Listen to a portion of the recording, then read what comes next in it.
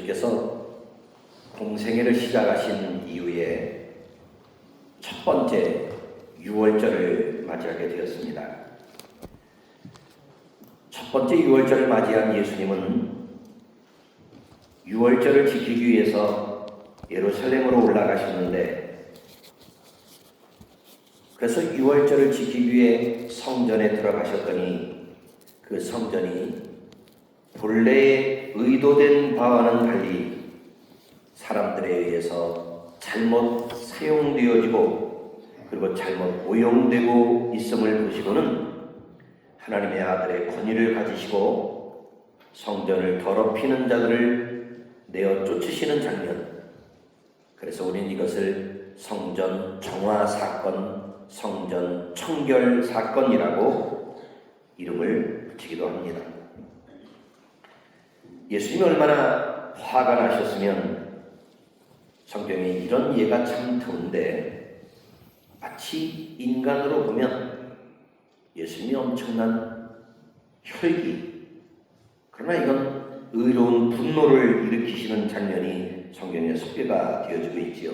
15절, 16절을 같이 한번 읽어봅니다. 시작. 노끈으로 채찍을 만드사 양이나 소를 다 성전에서 내쫓으시고 돈 바꾸는 사람들의 돈을 쏟으시며 상을 엎으시고 비둘기 파는 사람들에게 이르시되 이것을 여기서 가져가라. 내 아버지의 집으로 장사하는 집을 만들지 말라 하시니. 여러분이 잘 아시는 것처럼 반복해 봅니다. 유월절, 이스라엘의 명절이자 절기라고도 또 명절이라고도 부르지요. 유월절과 유월절을 다른 말로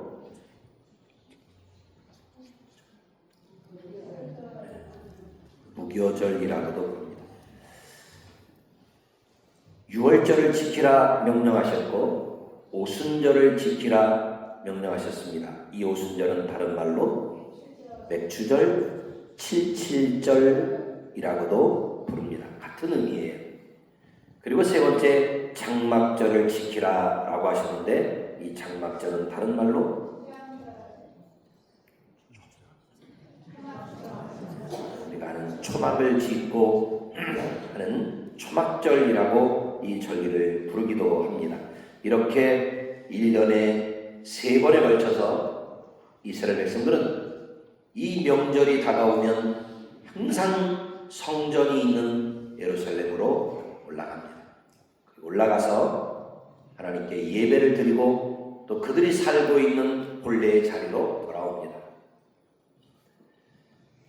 이게 쉬운 일은 아니에요. 지금처럼 비행기가 있거나 SRT나 KTX가 있거나 버스가 있거나 승용차가 있으면 쉽게 갈 수 있는 거리인데, 이 당시는 그렇게 교통수단을 이용할 수 있는 환경이 아니잖아요. 그래서 사람들이 일일이 다 걸어서, 때로는 이 유월절을 지키기 위해서 2박 3일을 걷기도 하고 3박 4일을 걸어오기도 하고, 그렇게 나름대로 의미를 부여해서 유월절을 지킵니다. 그러다 보니 전 사방에서 수많은 백성들이, 적어도 20세 이상 된 사람들이 예루살렘으로 모여서 유월절 절기를 지키게 됩니다. 그런데 예수님도 거기 참석하신 거예요. 공생의 처음으로 말입니다. 그러니까 이때 주석학자들의 견해에 따르면 예수님의 나이가 29살에서 31살 정도였을 것이다 라고 추측을 합니다. 그렇게 가보니 예수님이 기대하셨던 성전과는 다르게 이 헤롯 성전이 개판 5분 전이라. 유월절에 지금 예수님이 성전을 올라가셨다. 이 성전은 정확하게 말하면 무슨 성전입니까? 이건 헤롯 성전입니다. 지금까지 이스라엘의 역사에는 3번의 성전이 있었죠. 제일 먼저 지은 성전을 솔로몬 성전입니다. 다윗에 의해, 그리고 그의 아들 다윗이 준비하고 그의 아들 솔로몬에 의해서 모리아산에 최초로 지었던 솔로몬 성전이 첫 번째 성전이에요. 그 솔로몬 성전이 전쟁으로 인해 외적의 침입으로 인해 다 무너지고 난 이후에 그들이 바벨론 포로 70년을 끌려갔다가 돌아와서 지은 수룹바벨 성전이 있었어요. 바벨론 포로 귀한 이후에 지었던 성전이 있었고, 그런데 그것도 세월이 흐르면서 무너지고 손봐야 될 것이 너무 많아요. 그러다가 세 번째 성전이 등장한 게 헤롯 성전입니다.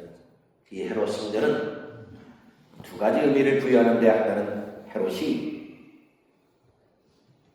유대 민족의 환심을 사기 위해 만들어준 거예요.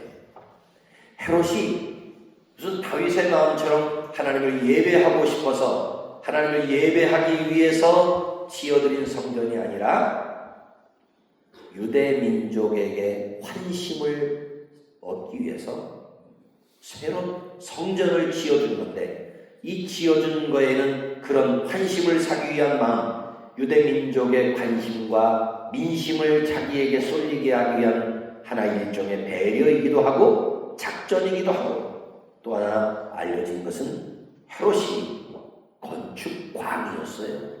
건축광. 그러니까 건축을 너무너무 좋아했던 인물이 헤롯이었습니다. 그 헤롯에 의해서 지어진 성전이 예수님이 예루살렘에 올라가서 첫 번째 유월절을 지킬 때에 있는 성전인데, 이 성전도 아직 완성되지 않았어. 몇 년째 지어지고 있어요.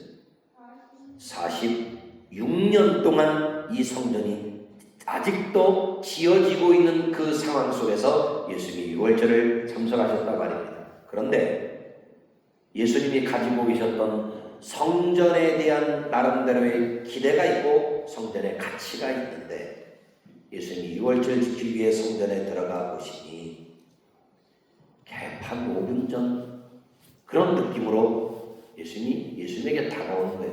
그러자 예수님이 노끈으로 채찍을 만드셔서 양이나 소를 다 성전에서 내쫓으시고 돈 바꾸는 사람들의 돈을 쏟으시며 그들이 펼쳐놓은 좌판 상을 뒤집어 엎으시고, 그리고 비둘기 파는 사람들에게 내 아버지의 집으로 장사하는 집을 만들지 말라 하시면서 예수님이 한바탕 소란을 피우시면서 성전을 청결하게 하고 성전을 정화시키는 사건이라고 그렇게 명명을 합니다. 왜 그러셨을까? 온유하시고 겸손하신 예수님이 왜 이렇게 세상 말로 말하면 깽판을 치신 성전에 들어가셔서 나름대로 하나님을 예배하겠다고 환전을 하고 제물을 드리기 위해서 제물을 매매하고 있는 그 현장을 왜 예수님이 이렇게 뒤집어 엎으시면서 사람들을 다 내쫓으시고 있느냐? 그 이유가 몇 가지 있다면, 첫 번째는 따라서 합시다. 세속주의에 대한 경계. 지금 예수님이 유월절을 지키기 위해 성전에 도착하셨을 때 그곳에는 장사가 한창 좌판이 벌려서 장사가 진행이 되고 있는 겁니다. 두 부류의 사람이 장사를 하는데, 하나는 환전상입니다. 돈을 바꾸는. 외국 여행을 가면 우리나라 돈 가지고 안 되잖아요. 달러를 바꾸든 그 나라 화폐를 바꾸든 그래야 거기 현지에서 물건을 사고 또 거래를 할 수 있기 때문에 그렇습니다.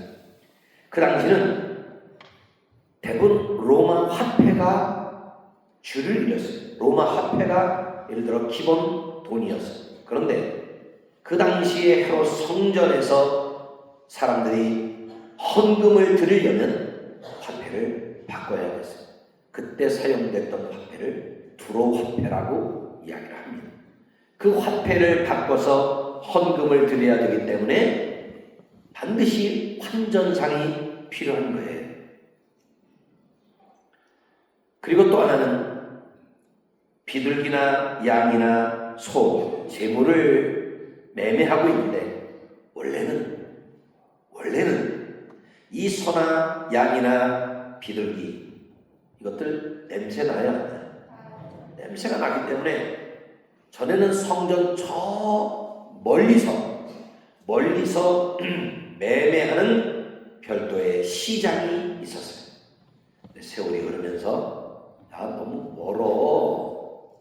좀 가까이에서 좀 사고 팔자. 그래야 우리도 좀 쉽게 접근을 하지. 이러다 보니까 점점 소나 양이나 비둘기 파는 사람들이 성전 가까이로 왔다가 지금은 성전 문지방까지 앉아가지고 거기서 매매가 이루어지기를 시작을 하는 겁니다. 그런데 관리하는 사람들의 입장으로 보면 성전은 성전대로 나름대로의 의미를 부여해서 지켜야지. 그런데 이것이 점점 가까이 와도 성전 문지방에서 장사가 이루어져도 그냥 방관을 해버리고 마는 거예요. 이유는 두 가지. 하나는 편리성 때문이고 또 하나는 그 당시에 물건을 매매하고 짐승을 매매하는 것 그리고 환전하는 것 이 권리를 누가 가지고 있느냐? 대제사장이 가지고 있는 거예요. 그런데 이 유월절 절기가 대제사장들이 한미천을 잡을 수 있는 중요한 대목이란 말이에요. 그러다 보니 그들이 지금 이렇게 하는 거예요.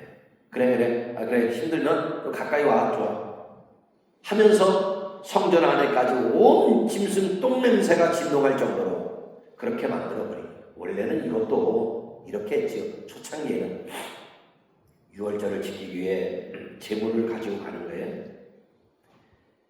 쉽게 말해서 가난한 사람은 비둘기를 가지고 가고 중산층은 양을 가지고 가고 부자는 소를 끌고 가는 거예요. 제물을 드리는 거예요. 그런데 문제는 유월절을 지키기 위해 예루살렘 헤롯 성전을 찾아가는 이 발걸음이 가까우면 좋은데 예를 들어 소를 끌고 3박 4일을 걸어간다 치기 소 어디다 재워? 소 풀은 누가 뜯겨도 그러다 보니까 사람들이 야 그렇게 소를 끌고 가다 보면 우리 잠도 못 자고 가다 보면 도둑 맞을 수도 있고 강도떼를 만나서 빼앗길 수도 있으니까 야 거기서 장을 좀 열어줘. 그러면 우리가 돈만 가져갈게. 이렇게 편리가 시작이 되어졌고 한쪽 먼 곳에서 장사가 진행되던 것이 이제는 성전 안까지 들어와 성전이 기도하는 곳이어야 하고 하나님 예배해야 되는 곳인데 온통 뒤에서 좌판을 올려놓고 다 여기 싸네 하면서 장사가 벌어지고 있는 거예요. 그러니 성전의 의미도 사라졌고 하나님을 예배하는 예배의 진정성도 없고 온통 대제사장들은 대제사장 나름대로 이권의 눈이 멀어서 돈만 벌려고 생각하고 있고 사람들은 어떻게 하든지 하나님을 향한 예배의 진정성보다는 어떻게 하면 좀 편할까? 요것만 생각하다 보니 지금 이런 현장이 벌어지고 있는 거예요. 예수님이 세속주의, 교회 공동체가 거룩성을 잃어버리고 세상과 타협하면서 편리주의와 그리고 돈에 이권에만 혈안이 되어져 있는 이 모습이 예수님이 상을 엎으실 수밖에 없는 이유로 나타날 수밖에 없었던 거죠. 또 하나의 이유를 꼽는다고 한다면 신앙이 형식과 제도로 바뀌어지는 것에 대한 예수님의 책망입니다. 이 사람들이요 환전을 해. 그래서 돈을 나름대로 헌금을 드려. 그리고 제물을 갖고 와서 송아지도 드리고 양도 드리고 비둘기도 드려요. 그런데 문제는 그렇게 드렸는데 그 속에 진정성이 없이 이렇게 하는 거예요. 이번에 우리 6월절 가서 소 한 마리 드리고 왔어. 그러면 마치 구원이 따놓은 당상처럼 그렇게 생각한다. 6월절만 지키기 위해 올라갔다 오면 자석처럼 무슨 구원이 붙었다 오는 것처럼, 구원을 붙여가지고 오는 것처럼 그렇게 생각하는 사고가 이 사람들의 마음속에 자리를 잡기 시작합니다. 예물만 드리면 나 구원받았어. 제물만 드리고 오면 구원받았어. 그런데 문제는 이게 갈수록 수요와 공급의 법칙에 따라서 다르다 보니까 생각해 보십시오. 전국 사방에서 6월절을 지키기 위해 사람들이 몰려들어요. 그리고 이제 짐승 안 갖고 와. 현금만 갖고 와서 그냥 예루살렘에서 매매를 하는 거예요. 근데 예루살렘에 있는 성까지 다 끌어와도 수요에 턱없이 모자라는 거예요. 처음에는 양이나 소나 비둘기 1년 된 것으로만 제한을 했어요. 그럼 나중에는 우리가 아는 것처럼 레위기 율법에 보면 점없고 흠없는 것들로 구별되어져서 제물이 드려져야 되는데, 곧 죽을 것, 병든 것, 피부병 걸 떨려서 엉덩이 다 살 벗겨진 것, 이런 것들까지 제물로 예루살렘 성전에 모이기 시작하는 거예요. 왜? 없으니까. 수요는 많은데 공급이 딸리니까 내놓아서는 안 되는 것까지 내놓는 거예요. 그리고 그걸 드리면서 우리 할 거리 다 했어. 난 이제 구원받았어. 이렇게 생각하고 있는데 그 모습에 대한 주님의 한마디예요.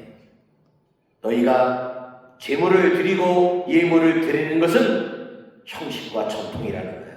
하나의 방식인데 그 예물을 드리며 제물을 바치는 그 사람의 심령의 진정성이 없이, 하나님을 사랑하는 진정성이 없이 형식만 갖춘다고 해서 구원받은 것으로 착각하고 있는 그들의 오류를 주님이 지금 지적하고 계신 분입니다. 그리고는 그들이 그렇게 먼 거리를 가면, 그리고 제물을 많이 드리면 이게 공로주의가 되어져 버리고 마는 거예요. 난 이번에 6월절 지키기 위해서 일주일을 걸어갔다 왔어. 나는 이번에 소 한 마리 드렸어. 그러다 보니까 가까이서 사는 사람은 깨갱 소리도 못해. 비둘기 드린 사람은 소 드린 사람에 비해서 할 말이 없는 거야. 왜? 사람들이 점점 다 큰 거 드렸어, 많이 드렸어. 그렇게 나는 기간을 많이 할애했어. 이러다 보니까 이게 자기 자랑이 되어버리고 마는 거예요. 공로주의가 되어버리고 마는 거예요. 그때 예수님은 그렇게 이야기하십니다.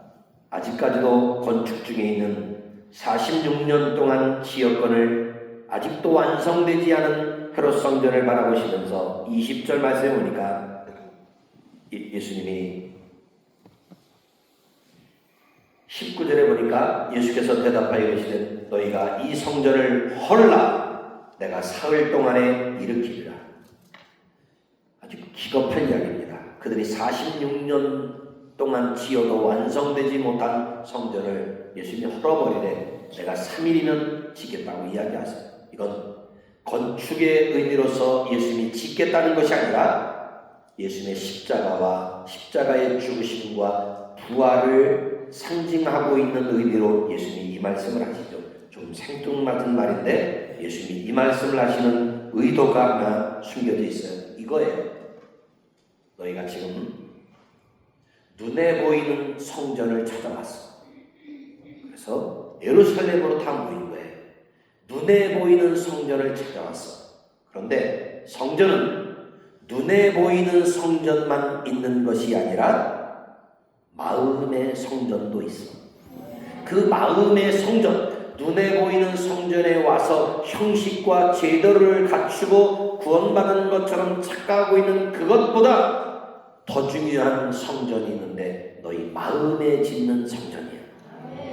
그러니까 예수님은 지금 그들이 형식과 제도로 과거의 전통이다, 율법이다 해서 절기를 지키고 있는 그 자체만 가지고 의미를 부여하고 있는 그들에게 예수님이 더 깊은 의미를 부여해 주시는 거예요. 그래, 너 멀리 왔어. 참 귀해. 큰 예물 드렸어. 귀해. 너 마음 드렸니? 안 드렸어. 주님이 그 이야기 하시는 겁니다. 여러분이 새벽 예배 나왔어요. 얼마나 귀해요. 그런데 물으시는 거예요. 네 마음의 진정성. 목사님이 나오라고 그러니까 권사 특성이라고 하니까 우리에게 시무권사가 108명인데 오늘 대략 제가 세보니까 딱 절반 나왔어. 나머지 절반은 끝까지 배째라 이런 마음으로 사시는 것 같아요. 그 중에 일부는 진정성 갖고 나오는 분들도 계시겠지만 어떤 분들은 또 염치 때문에 체면 때문에 나올 수도 있지. 그런데 주님이 그런 저와 여러분에게 모르시는 거예요. 진정성 있게 예배하라. 눈에 보이는 성전도 중요하지만 네 내면의 성전, 예수 그리스도 십자가에 죽으시고 부활하신 예수님을 내 마음에 모시고 있는 내가 내 안에 성전이 있는데 그 마음의 안에 있는 그 성전의 가치대로 예수님을 정말 뜨겁게 사랑하라. 예수님을 정말 귀한 분으로 여기고 내가 그분 때문에 구원받은 것을 진정성 있게 감사하고 감격하는 그런 신앙의 모습이 우리 안에 필요하다고 말씀하고 있는 겁니다. 올 한해 저 여러분이 수없이 많은 예배를 또 드리게 될 터인데 형식보다 예배 자리에 나왔다는 형식보다 우리의 마음에 더 주님 닮아가고 주님 더 많이 사랑하고 그런 진정성 있는 예배자가 되는 은혜가 여러분에게 있게 되기를 주의 이름으로 축원합니다. 하나님 아버지